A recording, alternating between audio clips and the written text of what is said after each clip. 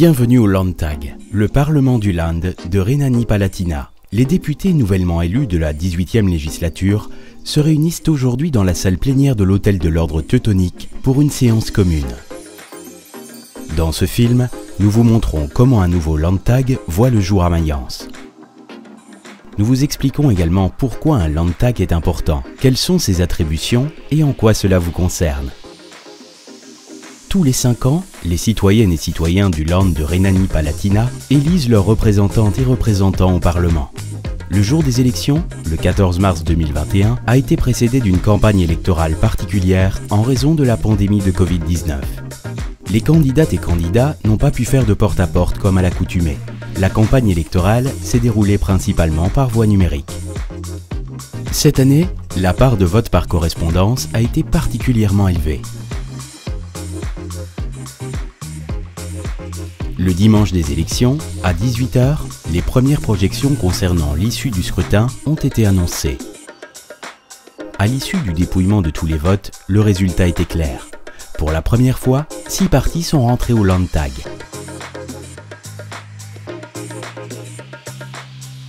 Le 18 mai, 2 mois plus tard, les 101 députés élus se réunissent pour leur première séance, dite constitutive.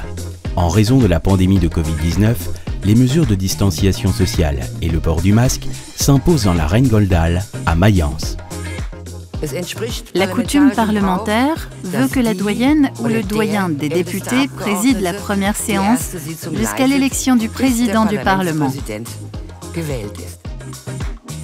Les députés ont commencé par élire un nouveau président du Parlement, Hendrik Ehring, et ses 2 adjoints, Astrid Schmidt et Matthias Lammert. Je souhaite que nous soyons, dans cette assemblée, un modèle de débat loyal et respectueux, dans le but de trouver les meilleures solutions pour les habitants de notre land. Et je veux contribuer à ce que nous soyons conscients, je dirais même enthousiastes, de la valeur de cette démocratie, de notre démocratie parlementaire. Merci beaucoup de votre attention.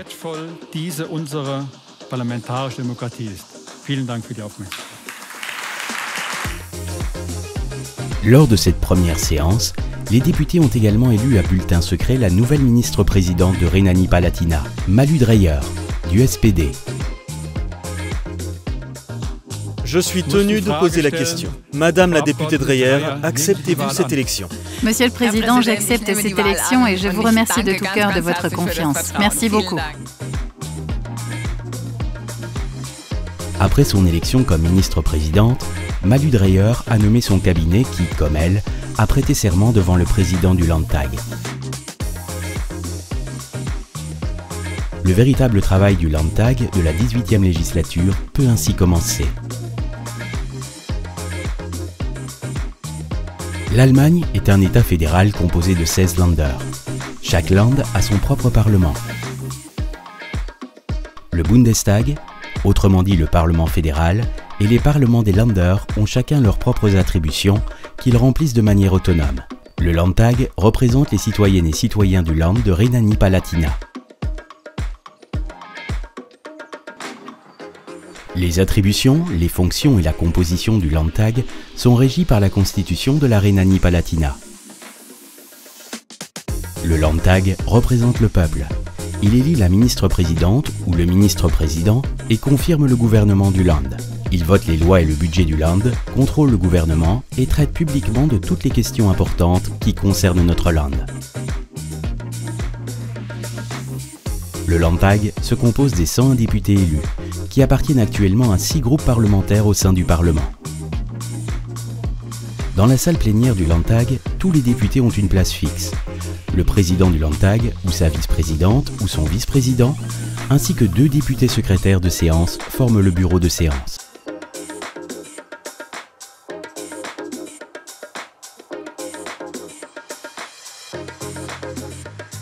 Les membres du gouvernement du Land, c'est-à-dire la ministre-présidente et ses ministres, participent aux séances plénières depuis le banc du gouvernement. En outre, le service scientifique, la directrice auprès du Landtag et des documentalistes de séance sont présents dans la salle plénière.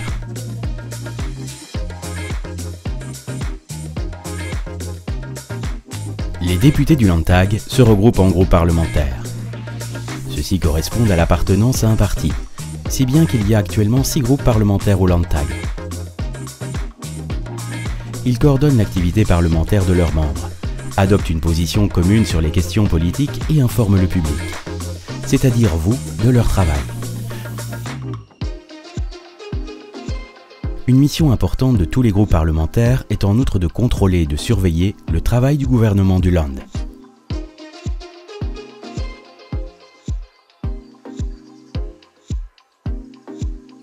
Dans le Landtag actuel, aucun groupe ne dispose de la majorité absolue, autrement dit plus de 50% des sièges, et ne peut donc former seul le gouvernement. C'est pourquoi les groupes parlementaires du SPD, des Verts et du FDP se sont unis pour former une coalition gouvernementale. Cette coalition soutient par sa majorité le travail du gouvernement du Land.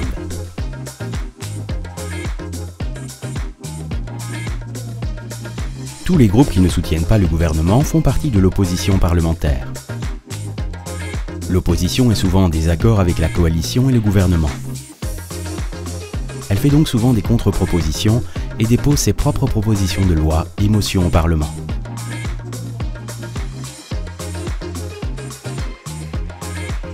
Les députés du Landtag de Rhénanie-Palatinat se réunissent en séance plénière 2 à 3 jours par mois. Ces séances plénières sont dirigées de manière neutre par le président du Landtag, Hendrik Ehring. Le Landtag est le cœur de la démocratie.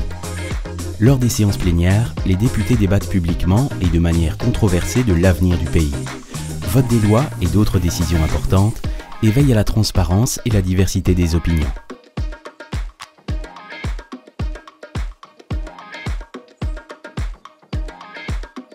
Le Landtag de Rhénanie-Palatinat a créé 17 commissions permanentes spécialisées.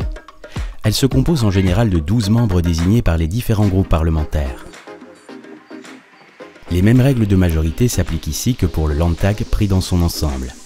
Les commissions traitent en détail de différents domaines thématiques, tels que par exemple l'éducation, les sciences, les affaires intérieures, le climat, l'environnement, l'économie et les transports, l'agriculture ou le budget et les finances. Le travail préparatoire intensif au sein des commissions est au cœur du travail parlementaire. Des expertes et experts des domaines concernés sont également consultés. Les séances des commissions sont également publiques. Certaines d'entre elles peuvent être suivies en direct sur Internet.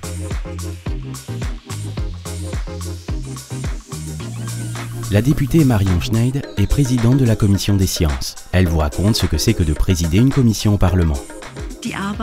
Le travail d'un président ou d'une présidente de commission consiste bien sûr à préparer la commission, autrement dit à fixer l'ordre du jour, à diriger la séance, à donner à chaque groupe le droit de s'exprimer et à autoriser les discussions, mais aussi à veiller à ce que les choses ne dégénèrent pas et à ce que les députés se traitent avec respect. Il est bien sûr important et tout à fait juste qu'une personne de l'opposition puisse assumer la présidence d'une commission et qu'elle puisse parler et agir d'égal à égal avec ses collègues. Je pense que c'est un signe important pour la démocratie. Il est également juste qu'il y ait une bonne coopération, indépendamment des objectifs politiques de chaque groupe.